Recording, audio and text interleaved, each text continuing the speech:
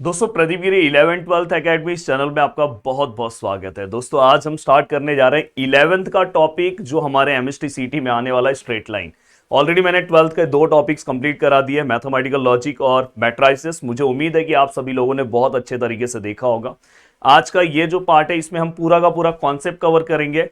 Then इसके बाद वाले लेक्चर्स में दोस्तों हम पीवाईक्यूज कवर करेंगे, तो इसलिए आपको कॉन्सेप्ट बहुत अच्छे से सुनना है। इसमें मेंटोस ट्रिक भी मैं आपको बताऊंगा जो आपको बहुत ही अच्छे से फॉलो करना है। साथ में मैं इसके बीच बीच में आपको कुछ सम्स भी बताऊंगा कि कैसे हमें सम को सॉल्व करना है, जिससे जब मैं आपको कल पीवाईक्यू सॉल्व कर रहा हूं तो आप बहुत अच्छे से सॉल्व करोगे। साथ में दोस्तों अगर आप चाहते हो कि बहुत ही अच्छे से और भी अच्छे से अपनी चीजें कवर करना, वीकली मेरे 4 लेक्चर्स होते हैं, लाइव होते हैं प्रदीप गिरी कॉलेज स्कूल एप्लीकेशन पे। तो आप हमारे जीवन बैच से जुड़ सकते हो और आपका जीवन आप चेंज कर सकते हो। दोस्तों चलते हैं, स्टार्ट करते हैं।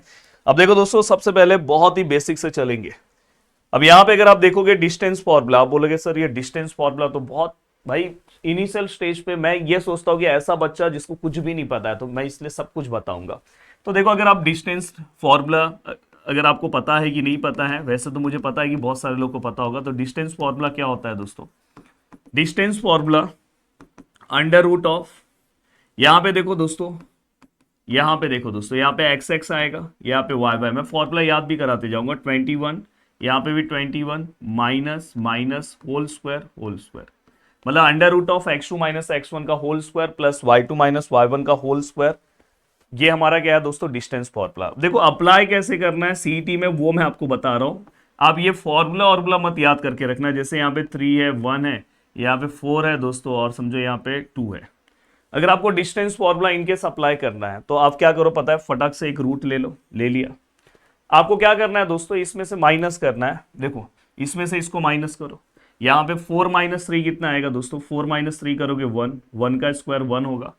और बाद में 2 माइनस 1 करोगे दोस्तों, 2 माइनस 1 1, 1 का स्क्वायर 1 होगा, और दोनों को क्या करो प्लस, तो फाइनली अंडर रूट 2।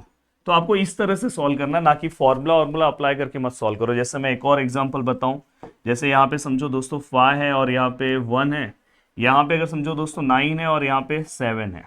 अगर मुझे यहाँ पे डिस्टेंस फॉर्मूला अप्लाई करना है, कैसे? फास्ट रूट मैंने ले लिया। देखो ये आगे वाला पार्ट, आगे को माइनस किया, 9 माइनस 5 अगर मैंने किया तो 9 माइनस 5 कितना आएगा दोस्तों? 4। 4 का स्क्वायर कितना होता है दोस्तों? 16, डायरेक्ट लिख दो। 7 माइनस 1 करोगे कितना आएगा दोस्तों? 6। 6 का स्क्वायर कितना होगा दोस्तों? 36। फिर दोनों को प्लस कर लो, जो भी आपका आंसर आ रहा होगा। अगर रूट बाहर आ रहा होगा तो बहुत अच्छी बात है। तो इस तरह से आप देखो, 9 माइनस 5 4, 4 का स्क्वायर 16, 7 माइनस 1, 7 माइनस 1 कितना आएगा दोस्तों? 7 माइनस 1 6, 6 का स्क्वायर 36। वैसे ही यहाँ पे देखो 4 माइनस 3 1, 2 माइनस 1 1, 1 का स्क्वायर 1। तो डिस्टेंस फॉर्मूला एमएसटी सीटी कहीं पे भी अगर जरूरत पड़ा, कहीं कभार पड़ेगा जरूरत, तो आपको इस तरह से फास्ट निकालना है। अब ये निकालने के बाद दोस्तों देखो सेक्शन फॉर्मूला। सेक्शन फॉर्मूला की भी कभी कभार जरूरत पड़ जाती है, इसलिए आपको पता होना चाहिए। तो सेक्शन फॉर्मूला किस तरह से याद रखोगे? अब देखो section formula for external division और section formula for internal division. जैसे अगर सपोज यहाँ पे एक सेगमेंट है ए बी, और इसको कोई एक पॉइंट है दोस्तों जो एक्सटर्नली डिवाइड कर रहा है, समझो ये आर। अब यहाँ पे समझो मुझे ये x1 और y1 पता है, ये x2 और y2 पता है, और मुझे दोस्तों ये वाला पॉइंट फाइंड आउट करना है xy। तो मैं यहाँ पे क्या करूंगा? फॉर्मूला यूज करूंगा। यहाँ पे आप जिस रेशियो में डिवाइड करेगा उसको mn ले सकते हो। तो देखो दोस्तों, यहाँ पे अगर मैं जब भी मुझे वो पॉइंट निकालना है, सपोज मुझे पॉइंट आर निकालना है, आर डिवाइड कर रहा है ना, point R divide the segment A B externally in the ratio, जो भी रेशियो में और डिवाइड करेगा। ये वाला भी फॉर्मूला अगर आप भूल रहे हो तो मैंने हमेशा बोला है कि मन, मन याद रखो, मन मन, यहाँ पे भी मन और यहाँ पे भी मन, ठीक है। अब ये मन होने के बाद यहाँ पे क्या आएगा दोस्तों? y, पहले मैं x ले लूं, x x, और फिर यहाँ पे क्या है दोस्तों? y y। उसके बाद मैं हमेशा क्या बोलता हूं? मैं 21 रुपीज देता हूं दोस्तों, 21। यहाँ पे भी क्या आएगा दोस्तों? 21। ये देखो दोस्तों एक्सटर्नल है इसलिए माइनस और माइनस आएगा। वही अगर इंटरनल डिवीजन होगा तो दोस्तों सभी जगह पे प्लस आएगा। जैसे अगर यही इंटरनल डिवीजन होता,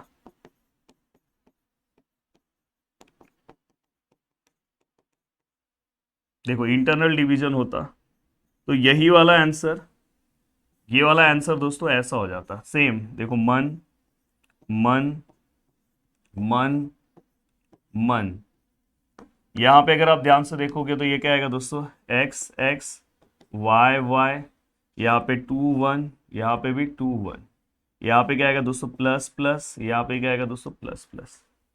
अब यहाँ पे अगर मैं बताऊं इसका डायग्राम कैसे है, बस आपको समझाने के लिए, ये सब बनाना नहीं है।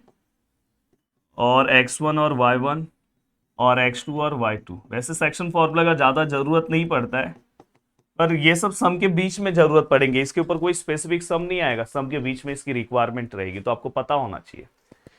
ठीक है सर, ये भी समझ में आ गया सर। अब ये समझ में आने के बाद सर स्लोप वाला क्या मैटर है। देखो स्लोप में मैं हमेशा बोलता हूं कि स्लोप का हर कॉन्सेप्ट आपको पता होना चाहिए। अगर समझो थीटा गिवन है, अगर थीटा गिवन है तो स्लोप का फॉर्मूला हम क्या यूज करेंगे, m equal to tan theta. सबसे पहले ये आपको पता होना चाहिए। अब दोस्तों यहाँ पे हमेशा थीटा हम क्या लेते हैं ये भी आप समझ लो, नहीं तो फिर बहुत सारे बच्चों को ये भी नहीं पता रहता। जैसे ये लाइन है, अब ये लाइन में अगर समझो मुझे इसका थीटा लेना है, अगर समझो यहाँ पे एंगल है 120 डिग्री और यहाँ पे है 60 रहेगा, तो बहुत सारे बच्चों को ये नहीं समझ में आता कि मुझे ये 60, कभी कभी कैसा होता है ये 120 वो लोग देते नहीं है, ये 60 दे देते हैं, बहुत सारे बच्चे 60 ले लेते हैं। दोस्तों हमेशा याद रखना थीटा हम positive with positive x axis लेते हैं। ये देखो ये पॉजिटिव एक्स एक्सिस इसके रेफरेंस में लेंगे, तो देखो ये पूरा लाइन कितना है 180 का, उसमें से 60 माइनस करो तो ये 120 आएगा, तो यहाँ थीटा का वैल्यू कितना है 120। अगर कभी दोस्तों आपकी लाइन ऐसी है, अगर समझो आपकी लाइन ऐसी है, यहाँ पे आपको दिया है 60 डिग्री, तो चलो 60 तो हो गया। अब समझो यहाँ पे आपको दिया है दोस्तों 10 डिग्री, तो बताओ हमारा थीटा कितना होगा, आप कमेंट करके मुझे बताना। अगर समझो यहाँ पे 10 है तो हमारा थीटा कितना होगा। बहुत लोग गलती से ये 10 ले लेते हैं, तो हमेशा हम अगर हमें थीटा दिया है तो हम स्लोप के लिए ये फॉर्मूला यूज करेंगे। तो ये पहला पार्ट है, एक ऑप्शन ये है हमारे पास।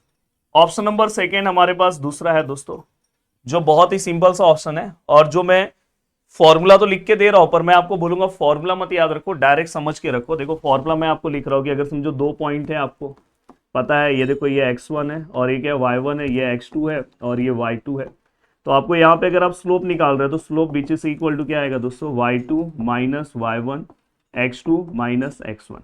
ये आपका फॉर्मूला है स्लोप का।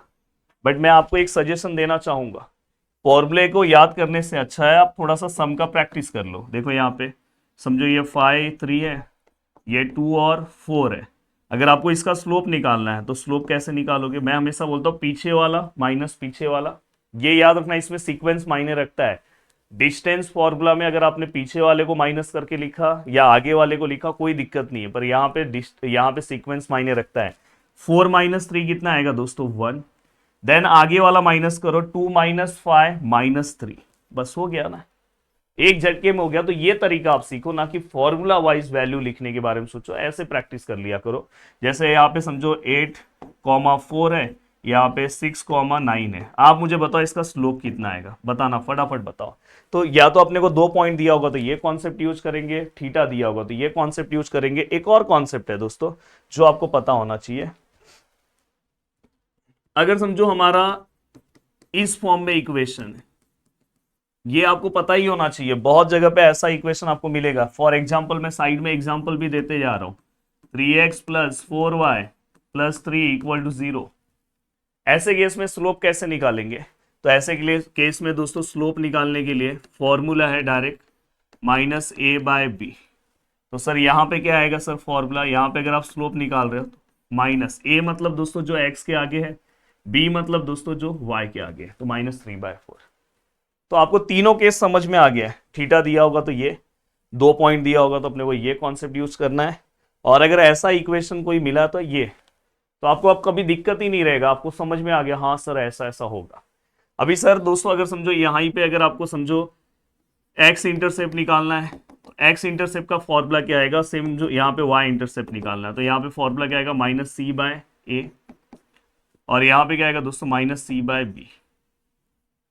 ये आपको पता होना चाहिए। पर मैं आपको एक ट्रिक बता रहा हूं कि अगर कभी भी आपको एक्स इंटरसेप्ट निकालना है, तो इस इक्वेशन का एक्स इंटरसेप्ट अगर समझो आपको निकालना है, तो आप इस इक्वेशन में अगर आपको फॉर्मूला भूल गए तो y इक्वल टू 0 पुट कर दो। हमेशा याद रखना x intercept y equal to 0 put कर दो। अब y इक्वल टू अगर आप 0 पुट करते हो तो ये क्या है दोस्तों 3x है, यहाँ 0 पुट कर दिया तो ये पूरा टर्म 0 हो गया, तो ये +3 इक्वल टू 0, देन 3x, 3 वहां पे गया -3, x equal to -3/3, x equal to -1। Even previous years paper देखोगे x इंटरसेप्ट पूछा है, तो 0 पुट करके सॉल्व किया करो। अब देखो यहां से अगर आप x इंटरसेप्ट निकाल रहे हो तो इससे भी आप निकाल सकते हो। देखो यहाँ पे फॉर्मूला वाइज अगर मैं निकाल रहा हूँ, देखो x इंटरसेप्ट क्या आएगा, -c का वैल्यू कितना है दोस्तों 3 अपॉन a मतलब यहाँ पे वैल्यू कितना है 3, डिवाइड करेंगे -1। अभी दिखने में आपको एक लाइन में दिख रहा है, बट कभी कभी उल्टा पुल्टा इक्वेशन रहता है, उस टाइम नहीं समझा तो आप direct y equal to 0 put कर दो। सेम हमें अगर समझो y इंटरसेप्ट निकालना है तो हम क्या करेंगे दोस्तों, x इक्वल टू क्या पुट करेंगे 0। और प्लीज कमेंट करके मुझे ये बताओ, जो मैं कमेंट करने बोल रहा हूँ प्लीज करो, कमेंट करके ये बताओ कि x intercept x equal to 0 put करेंगे तो y इंटरसेप्ट का आंसर कितना आएगा, फास्ट बताओ। तो आपको ये पूरा कॉन्सेप्ट मैंने आपके दिमाग में बिठा दिया, ठीक है सर। अब मिड पॉइंट फॉर्मूला, कभी कभार सम के बीच में इसकी भी रिक्वायरमेंट पड़ती है कि अगर सपोज यहाँ पे कोई पॉइंट है, ये 2,6 है, ये 4,10 है, और समझो मुझे मिड पॉइंट निकालना है, तो देखो मैं आपको स्ट्रेट फॉरवर्ड डायरेक्ट बता दे रहा हूँ, फॉर्मूला भी लिख दे रहा हूँ। हमेशा याद रखना ये दोनों को प्लस करो, आपको पता भी होगा 2 4 6 हाफ कर दो, 6 का हाफ कितना होगा 3, ऐसे सॉल्व करना है, एमएसटी सीईटी है। 6 और 10 प्लस करो कितना होगा 16, हाफ कर दो कितना हो जाएगा दोस्तों 8। हर चीज बताते जा रहा हूं कि आपको तकलीफ ना हो, पर फॉर्मूला अगर आपको लिखना है तो आप लिखो x equal to x1 plus x2 divide by 2, y equal to y1 plus y2 divide by 2। मैं इसलिए आपको साइड में ये बता रहा हूं, जो सच में आपको परफॉर्म करना है वो पता होना चाहिए। फॉर्मूला याद करके क्या करने वाले हो ये आपको पता होना चाहिए, जो प्रैक्टिकल यही आप करने वाले हो, ना कि वहां पे आप एमएसटी सीटी में फॉर्मूला लिखने वाले हो। तो मैं दोनों चीजें पहले, इसलिए जो चीज सच में करने वाले हो वो बताते जा रहा हूं। अब ठीक है सर, ये हो गया सेंट्रॉइड फॉर्मूला, कभी कभार इसकी रिक्वायरमेंट पड़ जाती है। अब देखो यहाँ पे सेंट्रॉइड में हमेशा 3 पॉइंट्स दिए रहते हैं, x1 ये आपने 10th में यूज किया, x2 और x3 डिवाइड बाय 3। अगर y वाला पॉइंट निकाल रहे हो तो तीनों को प्लस करो, y1 plus y2 plus y3 divide by 3। इसमें अगर आपको तीनों पॉइंट पता है उसको प्लस करो, डिवाइड बाय 3 कर दो, हो गया आपका काम। अब देखो दोस्तों यहाँ पे शिफ्टिंग ऑफ ओरिजिन, इवन इसके क्वेश्चंस बहुत पहले पूछे गए, अभी वाले एग्जाम में तो नहीं आते, पर कहीं कभार सम के बीच में रिक्वायरमेंट पड़ सकती है। तो मैं हमेशा बोलता हूँ small x which is equal to capital X plus h, small y which is equal to capital Y plus k। अब आपके मन में क्वेश्चन आ रहा होगा सर ये क्या है, स्मॉल x स्मॉल y क्या है? तो दोस्तों नाम से ही समझ में आ रहा है, स्मॉल x स्मॉल y पहले से पढ़ता हूं तो ये ओल्ड कोऑर्डिनेट्स हैं, ये आपको पता होना चाहिए। अब यहाँ पे कैपिटल X कैपिटल Y ये क्या है दोस्तों, न्यू कोऑर्डिनेट्स, न्यू कोऑर्डिनेट्स, ये भी आपको समझ में आया। एंड H और K क्या है, H और K क्या आएगा दोस्तों, ये ओरिजिन इज शिफ्टेड, जहां पे भी अगर आपको लिखा होगा ओरिजिन इज शिफ्टेड। अब जैसे अगर आपको लिखा है 3,5 इज ओल्ड कोऑर्डिनेट्स, एंड यहाँ पे आपको ऐसा बोला है कि 5,9 न्यू कोऑर्डिनेट्स, आप समझ जाना capital x y, origin is shifted to, तो समझ जाना कि वो आपको एच और के दिया है। तो ये आपको पता होना चाहिए, इससे रिलेटेड अगर कभी कोई सम आया तो आपको सॉल्व करने आना चाहिए। अब दोस्तों सबसे मेन पार्ट आ जाता है equation of line. Equation of line के बारे में हर चीजें आपको पता होनी चाहिए। अब देखो यहाँ पे स्टैंडर्ड एक लाइन क्या बोलता है दोस्तों, स्टैंडर्ड लाइन का इक्वेशन क्या है, देखो a x plus b y plus c equal to 0। ये याद रखना, कोई भी लाइन रहे उसका इक्वेशन हमेशा स्टैंडर्ड इक्वेशन इस फॉर्म में रहता है, ये आपको सबसे पहले पता होना चाहिए। अब यहाँ पे अगर मैं आगे की ओर बढ़ूं, देखो सबसे ज्यादा यूज यही होने वाला है, slope point form, very important. मैं हर एक सम में यही यूज करने वाला हूं, इवन 2 पॉइंट फॉर्म तो मैं यूज ही नहीं करता, 2 पॉइंट फॉर्म में भी मैं यही यूज करता हूं। देखो मैं स्लोप पॉइंट फॉर्म क्या बोलता है दोस्तों, y minus y1 equal to m x minus x1। यहां पे हमें एक स्लोप पता है, एक पॉइंट पता है। जब भी आपको सम में एक स्लोप पता हो और एक पॉइंट पता हो तो आपको हमेशा इक्वेशन फाइंड आउट करने के लिए स्लोप पॉइंट फॉर्म यूज करना है। फिर से मैं आता हूं कि सर प्रैक्टिकली क्या करना है उसके बारे में समझाओ सर। देखो आपको कोई भी सम अगर आया, ये सम में आपको ऐसा एक लाइन दिया है, आपको यहाँ पे एक पॉइंट पता है कि ये लाइन 2,3 से पास हो रही है, और इस लाइन का स्लोप आपको पता चल गया, स्लोप इस लाइन का समझो आपको पता चल गया 2 है, तो आप तुरंत ये कॉन्सेप्ट यूज करो, तुरंत आप यहाँ पे क्या लिखोगे दोस्तों, y माइनस, ये देखो ये x1 है और ये क्या है दोस्तों y1, तो यहाँ पे क्या आएगा 3, m का वैल्यू कितना है दोस्तों 2, और x माइनस x1 कितना आएगा दोस्तों 2। इसको सॉल्व कर दो। बट इसका एक्चुअल यूज मैं कहां पे करता हूं पता है, देखो मैं आपको बता रहा हूं, कभी कभार ऐसा होता है,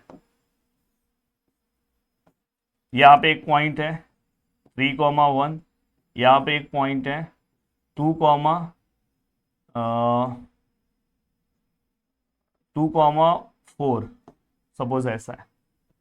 अब ऐसे केस में दोस्तों यहाँ पे 2 पॉइंट है, हमारे पास 2 पॉइंट फॉर्म भी है, पर मैं 2 पॉइंट फॉर्म कभी यूज नहीं करता, ऐसा ये वाला बहुत बार सीईटी में यूज होगा, तो आपको पता है ऐसे केस में मैं हमेशा स्लोप पॉइंट फॉर्म यूज करता हूं। कैसे, देखो यहाँ पे y minus something x minus something, मैं इसमें से ना कोई भी एक पॉइंट कंसिडर कर लो, सपोज इसको मैं ले रहा हूं, आप दोनों में से कोई भी ले सकते हो।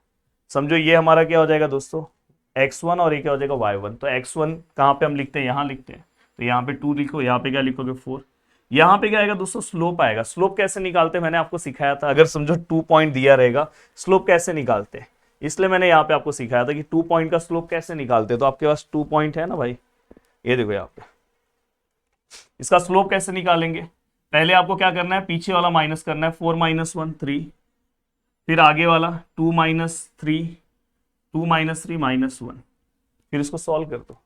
सोचो ऐसे इक्वेशन को मैंने इतना इजी कर दिया, फिर इसको आप आराम से सॉल्व कर सकते हो। कभी कभार ऐसा होता है कि इसमें x इंटरसेप्ट पूछ लिया, तो y इक्वल टू 0 पुट कर दो, फिर सॉल्व कर लो। तो ये मेरे अकॉर्डिंग बहुत अच्छा पार्ट है। जैसे अभी मैं आपको एक इक्वेशन दे रहा हूं, समझो ये पास हो रहा है 3,9 से और 4,2 से। चलो फास्ट मुझे इसका इक्वेशन बना के दिखाओ, y माइनस यहाँ पे समथिंग कुछ रखो, यहाँ स्लोप निकालो, और x माइनस समथिंग, चलो बताओ, और मुझे फाइनली बताना कि इसका इक्वेशन क्या आएगा, उसको पूरा सिंप्लीफाई करके बता देना। चलो कमेंट पे मैं आपका वेट करते रहूंगा, देखते रहूंगा कि कौन से स्टूडेंट ने इसको कमेंट किया। देखो ये सब सम में यूज होने वाला है, इसलिए मैं यहाँ पे आपको बताते जा रहा हूँ।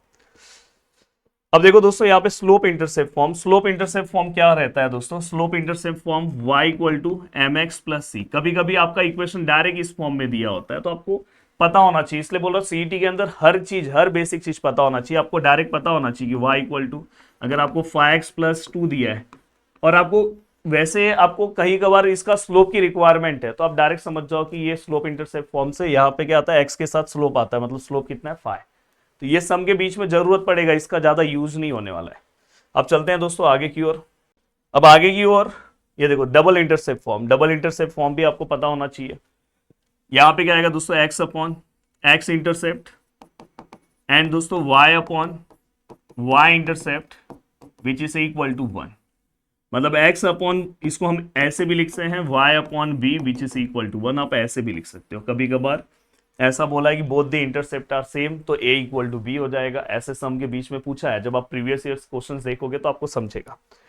अब मैं आगे की ओर अगर बढ़ूं तो दोस्तों नॉर्मल फॉर्म, ये इसका भी यूज होता है, और इसके ऊपर स्ट्रेट फॉरवर्ड सीईटी ने 3 से 4 बार क्वेश्चन पूछा है, स्ट्रेट फॉरवर्ड, बस डायरेक्ट इसका यूज हो जाता है। देखो कैसा है, x cos alpha plus y sine alpha which is equal to p। अब यहां पे ये देखो मैं आपको डायग्राम बना रहा हूं, यहाँ पे एक लाइन है। देखो दोस्तों अगर आप देखोगे ये P हो गया और ये आपका एंगल क्या हो गया दोस्तों अल्फा। तो अगर आप यहाँ पे इस लाइन का देखो एंगल जो दिया है अल्फा, और ये जो डिस्टेंस है दोस्तों P है, तो आपको जस्ट पुट करना है। सम के बीच में मैं बताऊंगा इसका यूज क्या होगा, फॉर्मूला याद कर लो, x equal to cos alpha, y equal to sine alpha equal to P। अब यहाँ पे ये होने के बाद दोस्तों, हाँ, अगर दो लाइन एक दूसरे को इंटरसेक्ट कर रहा है, समझो ये लाइन है, थोड़ा इसको और बड़ा कर दूं। अब देखो ये लाइन एक दूसरे को अगर समझो इंटरसेक्ट कर रहा है, ये दोनों लाइन एक दूसरे को इंटरसेक्ट कर रहे हैं, तो इस लाइन का स्लोप क्या हो, और इस लाइन का एंगल क्या होगा, तो एंगल क्या है दोस्तों थीटा। तो ये फॉर्मूला आपने पढ़ा होगा 11th में, tan theta which is equal to क्या आएगा दोस्तों, m1 माइनस m2 और 1, ये दोनों का मल्टीप्लीकेशन और यहाँ पे प्लस। मैं इसके अंदर अगर आप देखोगे तो एक फॉर्मूला और आता है ए वाला, भाई मैं हमेशा मना करता हूं आप वो फॉर्मूला मत याद रखो, इससे काम हो जाएगा। आपको इसका स्लोप निकालने आता है, इसका भी आता है, डायरेक्ट स्लोप निकालो, वैल्यू पुटअप करो, आंसर तुरंत मिल जाएगा। तो आप हमेशा ये फॉर्मूला यूज करो। हाँ, अगर आपकी लाइन आइडेंटिकल है, बहुत जगह पे यूज होगा ये, तो हम क्या करेंगे दोस्तों, a1 upon a2, b1 upon b2 and c1 upon c2 ले सकते हैं। यहाँ पे a1 अपॉन a2 मतलब जैसे आपको पहला लाइन ये दिया है, यहाँ पे समझो मैं 5 ले रहा हूँ, दूसरा लाइन आपको दिया है 4x plus 9y plus 3 equal to 0। अब मुझे बताओ a1 क्या होगा, a1 ये, b1 ये, c1 ये, a2 ये, b2 ये, c2 ये। तो जस्ट ये वैल्यू पुटअप करोगे, इसमें कभी कभार k दिया रहेगा तो आप उसके अकॉर्डिंग निकाल सकते हो, सम में आपको समझेगा। अब दोस्तों अगर आपकी लाइन परपेंडिकुलर बोली है कि लाइंस आर परपेंडिकुलर, तो आपको क्या करना है, a b b और 12 को याद रखना है दोस्तों, 12 विच इज इक्वल टू 0, ये कंडीशन याद रखना है। परपेंडिकुलर आया तो अगर ऐसा इक्वेशन दिया है, परपेंडिकुलर बोला है तो डायरेक्ट ये कंडीशन यूज कर सकते हैं। वैसे तो परपेंडिकुलर का स्लोप वाला कंडीशन भी आपको याद है। अब ये होने के बाद अब देखो मैं आपको यहाँ पे बता रहा हूँ, अगर समझो दोस्तों हमारी लाइन पैरेलल है, सपोज ये लाइन है और ये लाइन इसको पैरेलल है, ये सब कॉन्सेप्ट यूज होगा। लाइन L1 है, लाइन L2 है, if line L1 parallel to line L2, तो दोनों का अगर लाइन दोनों पैरेलल है तो दोनों लाइन का स्लोप सेम होगा दोस्तों। दोनों लाइन का जो स्लोप है m1 इक्वल टू क्या होगा दोस्तों, m2। मैं इसको प्रैक्टिकल एग्जांपल पे दिखाऊं, जैसे ये लाइन है और ये लाइन है। अब देखो दोस्तों यहाँ पे इस लाइन का अगर समझो स्लोप है 2, तो मुझे बताओ इस लाइन का स्लोप कितना आएगा। अगर लाइन पैरेलल है तो इसका भी स्लोप कितना आएगा दोस्तों, 2। एक और मैं आपको इतना सिंपल नहीं पूछते, आपको ऐसा रहेगा जैसे ये लाइन है, ये एक और लाइन है, ये दोनों लाइन सपोज एक दूसरे को पैरेलल है। इसका इक्वेशन है 3x plus 4y plus 3 equal to 0। बोलेंगे ये दोनों लाइन एक दूसरे को पैरेलल है तो इसका स्लोप कितना आएगा, तो parallel line having a equal slope, अगर इसका स्लोप कितना आएगा बताओ। आपको पीछे इक्वेशन में सिखाया हूं, अब तो आना चाहिए, कितना आएगा, -3/4। तो इसका भी स्लोप कितना हो जाएगा, -3/4। बस हो गया। अब यहाँ पे दोस्तों ये होने के बाद अगर समझो लाइन परपेंडिकुलर है, जैसे ये लाइन है और ये लाइन इसको परपेंडिकुलर है, ये L1 है, ये L2 है। तो दोस्तों अगर सपोज L1 का स्लोप 2/3 है, तो L2 का स्लोप दोस्तों जस्ट इसका उल्टा एंड अपोजिट रहेगा। उल्टा मतलब 2/3 का उल्टा कितना होगा दोस्तों, 3/2, और अपोजिट मतलब माइनस। अगर सपोज ये लाइन है, यहां पे इसका स्लोप, अब समझो ये लाइन का स्लोप 5/9 है, तो बताओ इसका कितना आएगा, उल्टा कर दो, 5/9 का उल्टा कर दो फास्ट और उसको अपोजिट कर दो। इसमें एक कंडीशन हमेशा याद रखना, परपेंडिकुलर लाइन में कभी कभी हम सम के बीच में यूज करेंगे m1 m2 which is equal to -1। दोनों के स्लोप का मल्टीप्लीकेशन का आंसर कितना आता, -1। अगर यहाँ पे इसका उल्टा क्या होगा, 9/5 माइनस, अगर ये दोनों को मल्टीप्लाई करोगे तो आपको आंसर -1 मिलेगा। तो ये कंडीशन यूज होने वाला है दोस्तों। ठीक है सर, यहां तक भी समझ में आ गया सर। अब यहाँ पे कुछ बेसिक चीजें आपको पता होनी चाहिए जिसके ऊपर कभी कभार सम प्रीवियस ईयर्स में पूछे गए हैं। देखो दोस्तों एक कॉन्करेंट लाइन है, एक ही पॉइंट से पास हो रही है, तो हमें क्या करना है, ऐसे केस में इसका डिटर्मिनेंट 0 होगा दोस्तों। ये कंडीशन आपको याद रखना है। जैसे ये पहले लाइन का x1 के आगे क्या है, a1 है, b1 है और c1 है। यहाँ पे क्या आएगा, a2 है, b2 है, c2 है। यहाँ पे क्या आएगा, a3 है, b3 है और c3 है। इस पूरे को सॉल्व करोगे आपका डिटरमिनेंट का आंसर कितना आएगा दोस्तों, 0। तो ये बस आपको याद होना चाहिए कॉन्करेंट। अगर कहीं पे ये वर्ड दिखाई दे तो तुरंत समझ जाना, ऐसा डायग्राम बन के नहीं आएगा, कॉन्करेंट लिखा होगा तो समझ जाना ये कॉन्सेप्ट यूज करना है। अब देखो दोस्तों अगर परपेंडिकुलर आया, जैसे अगर आपको कोई बोला कि ये जो पॉइंट है ये इस लाइन से क्या है, ये परपेंडिकुलर डिस्टेंस है इस पॉइंट से परपेंडिकुलर डिस्टेंस है इस लाइन का। अगर समझो इस लाइन का इक्वेशन है ax plus by plus c equal to 0 और यहाँ पे पॉइंट है दोस्तों x1 और y1, तो आपको परपेंडिकुलर डिस्टेंस निकालना कैसे, 11th का पार्ट है, ये यूज होगा दोस्तों, तो आपको पता होना चाहिए। ये मॉड लिया क्योंकि distance can not be negative. यहाँ पे ये पॉइंट पुट कर दो दोस्तों, x की जगह पे ये x1, ये y वाला पॉइंट यहाँ पे आएगा by1, c ऐसे ही रहेगा सेम, इक्वल टू 0 मत लिख देना। और अंडर रूट में x के आगे क्या है दोस्तों, a, उसका स्क्वायर ले लो, y के आगे क्या है दोस्तों, b, उसका स्क्वायर ले लो। फॉर्मूला याद हो जाना चाहिए, आपके सामने इसलिए लिख रहा हूँ कि आपको याद होते जाए। अब देखो दोस्तों इसके बाद अगर मैं आगे जाऊं, पैरेलल लाइन, दो लाइन है, अगर ये दोनों लाइन के बीच में अगर आपको डिस्टेंस फाइंड आउट करना है पैरेलल लाइन के बीच में, तो आप किस तरह से निकाल सकते हो दोस्तों, बहुत ही सिंपल सा है। अगर समझो मैं इसको d लिख रहा हूं या p भी आप लिख सकते हो, c1 minus c2, c1 minus c2 या c2 माइनस c1 भी ले सकते हो, under root of a square plus b square हो गया। अब ये होने के बाद अगर मैं आगे की ओर आऊं तो दोस्तों इसके अंदर एक और चीज आपको याद रखना है। जैसे मैं जब सम सॉल्व कराऊंगा, जैसे ये लाइन है, ये लाइन है दोस्तों 3x plus 4y plus 3 equal to 0। अब यहाँ पे कोई भी अगर समझो आपको पॉइंट पूछा है, जैसे बोला है कि ये जो पॉइंट है ये इसके ऊपर लाई कर रहा है कि नहीं, option number A, option number B, option number C and option number D. समझो यहाँ पे 4,3 लिखा है, यहाँ पे -3,4 लिखा है, -2, और यहाँ पे नन ऑफ दिस लिखा है। तो आप मुझे बताओ इसमें से कौन सा पॉइंट यहाँ पे लाई करेगा।